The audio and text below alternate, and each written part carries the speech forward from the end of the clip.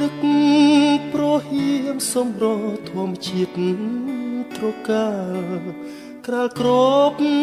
ដកដានដោយទឹកសន្សើរក្លិនផ្កាព្រៃក្រអូបស្រូបគ្រប់ដងហើក្លិនផ្សះផ្សាសន្សើរបេះដូងសំភ័រស្រទន់មានលក្ខណៈកាអើយកាសូមសួរលួនយល់បំណងក្តីស្រឡាញ់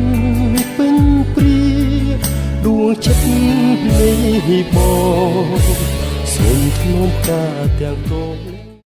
ចេញមួយមកហើយទៅចេញពីបាច់មកអីហើយតាមរបបជាឲ្យបងសរិនដូចយកហ្នឹងបងចាអាចជួយយកខាងនោះសិនបងចាំបងនេះតាបងនេះចេះសូមបាត់លេងនឹងអាចជួយគ្នាបានទេយើងបាទទៀតលេបអស់សិនអត់តបតលេបអស់សិន